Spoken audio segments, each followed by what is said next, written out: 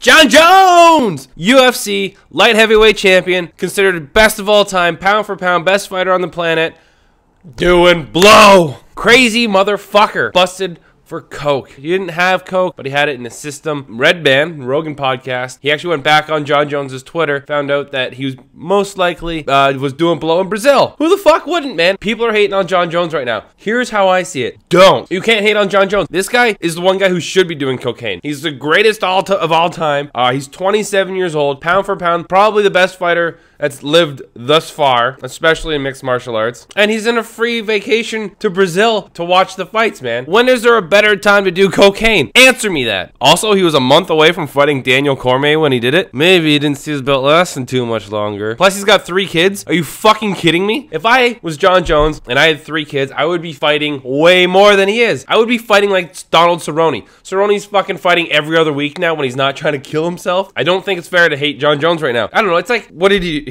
went and partied in Brazil. So what? Like, that's his thing. He didn't get told about it till after the fight. I don't know. It just seems like hating him over this is like hating him for beating Gustafsson. He didn't do anything. The judges picked him to win. Hate the judges, man. He didn't do anything. He just did what he does. It's how people dealt with it. Like, he partied a bit just in Brazil. Like I said, who the fuck wouldn't? You gotta look at the judges. Or in this case, Dana White. Dana White's the fucking slug right now. He's the one who covered it up from him until after his fight. He's the one, oh, Dana White's such a piece of shit. Dana White, side note, I was cleaning my apartment earlier, and when I brushed everything under the rug because I couldn't find the dustpan, I swear my broom sounded just like... Was Daniel Cormier informed of the...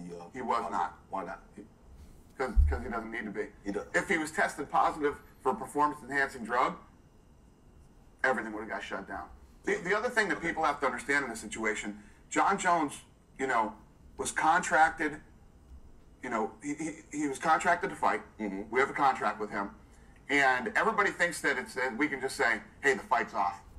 Fight's not happening. So if he wanted to fight, he had the right. Damn right, he had the right to fight. Right. Yeah.